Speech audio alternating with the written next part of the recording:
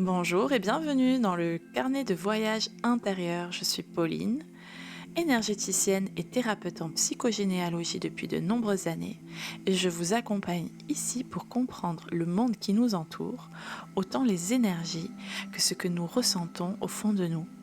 J'espère que cet épisode vous plaira et je vous dis bonne écoute.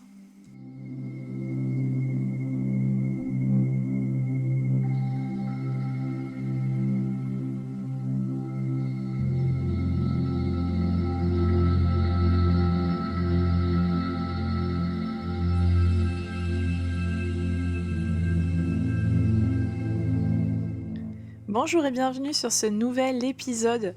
Aujourd'hui, j'ai envie de te parler de quelque chose qui va se passer cette semaine et c'est l'Ita. Alors tu te demandes certainement ce que c'est l'Ita. Eh bien c'est le sabbat du solstice d'été qui a lieu aux alentours du 21 juin. C'est un jour très particulier puisque c'est le jour le plus long de l'année, le moment où le soleil atteint son apogée, rayonnant de toute sa force. Une lumière abondante, une chaleur enveloppante, une invitation à célébrer la vie dans toute sa beauté. Alors on va parler des traditions anciennes, de petits rituels, de fleurs sauvages, de feu, d'amour, d'équilibre et bien sûr un petit peu de magie. Alors je t'invite à t'installer confortablement, tu peux prendre peut-être une tisane, une infusion, et puis je te dis bonne écoute.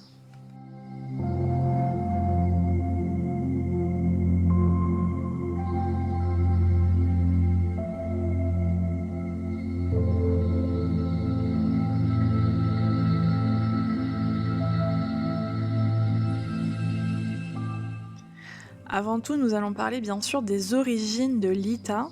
Il faut aussi savoir qu'elle est appelée Midsummer dans certaines traditions. C'est un sabbat très ancien. Comme je te le disais, fêté aux alentours du 21. Il marque le solstice d'été dans l'hémisphère nord, ce moment où le soleil est à son zénith, dominant le ciel pendant de longues heures.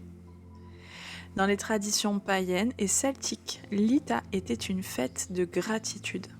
On remerciait le soleil pour ses bienfaits, pour la croissance des récoltes, pour la chaleur qui nourrit la terre. C'était aussi un tournant symbolique.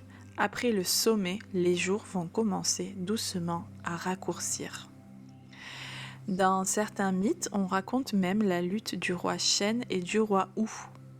Le roi Chêne, souverain de la lumière croissante, perd le combat à l'Ita face au roi Hou, gardien de l'obscurité qui revient. C'est une belle manière d'incarner les cycles naturels, les va-et-vient de la lumière et de l'ombre.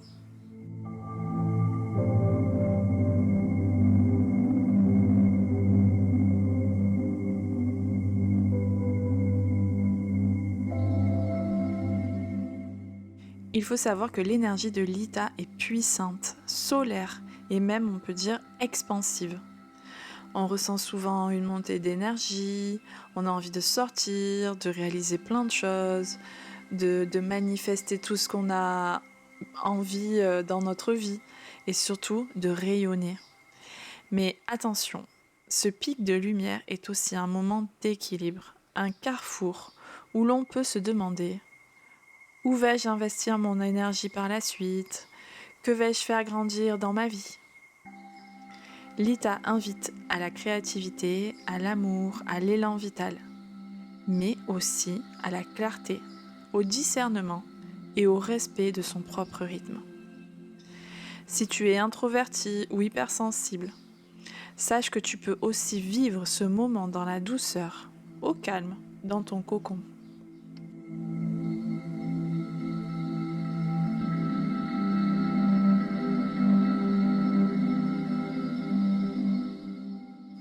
Comme tous les autres sabbats, l'Ita a ses propres symboles que l'on peut retrouver facilement, qu'on peut discerner. Il y a par exemple le feu, qui est forcément le symbole du soleil.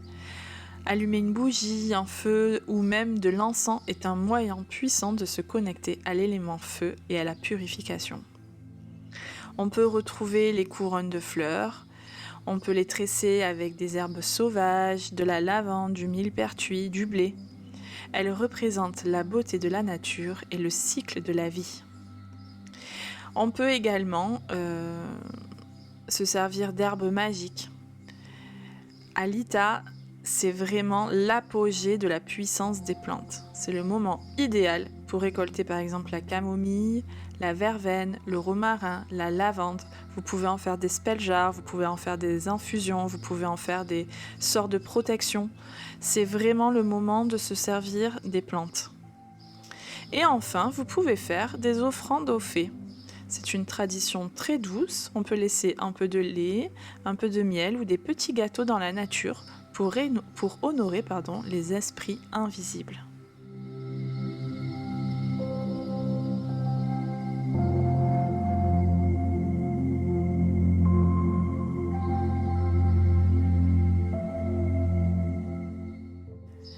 Avec tous ces symboles, vous pouvez bien évidemment créer votre propre rituel pour célébrer l'Ita. C'est généralement très simple. Je vous conseille de préparer un petit espace sacré, donc dans un endroit qui vous semble le mieux. Mettez une bougie jaune, des fleurs, un bol d'eau et quelques pierres. Allumez la bougie, fermez les yeux. Vous pouvez dire merci au soleil, remercier la vie, l'énergie, la croissance. Et autour de cet autel, vous pouvez placer donc des pierres semi-précieuses et laisser l'eau s'imprégner de la lumière solaire. Vous pouvez également faire une méditation que je suis en train de vous préparer et qui va sortir sur la chaîne YouTube. Vous pouvez visualiser la lumière intérieure s'étendre, s'expanser et rayonner. Et quand vous avez terminé tous vos rituels, soufflez la bougie et laissez les fleurs sécher que vous pourrez garder pour d'autres moments ou d'autres célébrations.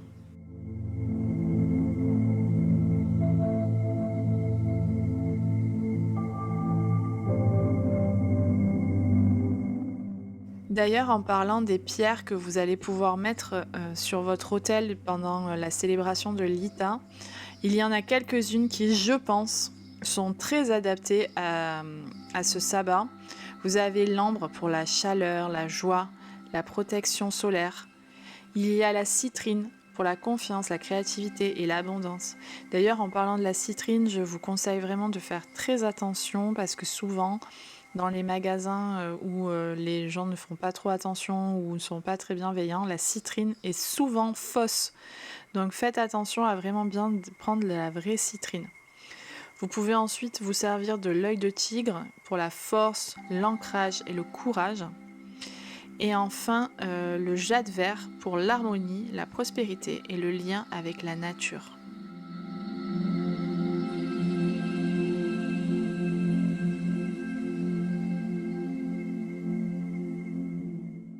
L'Ita est un moment puissant pour manifester. Tu peux, comme d'habitude, si tu le fais bien sûr, ou sinon tu peux en prendre l'habitude, prendre un papier, écrire 3 choses que tu veux voir grandir. Répète-les comme des affirmations. Je rayonne de toute ma lumière. Ou bien je m'ouvre à l'abondance naturelle de la vie.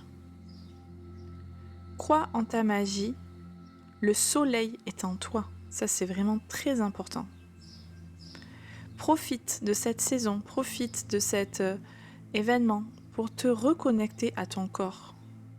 Sors, marche, récolte des herbes, fais du yoga ou lever du soleil. Mais vraiment, reconnecte-toi à ce que tu veux pour la suite. Ensuite, côté alimentation, je te conseille de faire le plein de fruits rouges, de légumes croquants, de salades d'été. Bois beaucoup. Vraiment, pense à ton corps. Pense à ce renouveau, à cette connexion. Et tout se passera vraiment comme tu l'espères.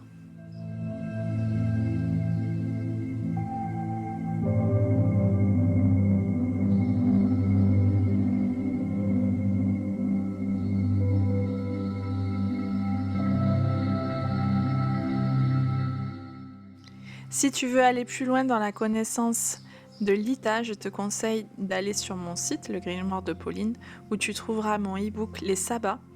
Il est là pour t'accompagner. Tu y trouveras des rituels, des recettes, des méditations, tout pour honorer chaque moment de l'année avec douceur. Quant à moi, je te remercie de m'avoir écouté. J'espère que tu célébreras bien cette belle journée et je te dis à très vite pour un nouvel épisode de Carnet de voyage intérieur.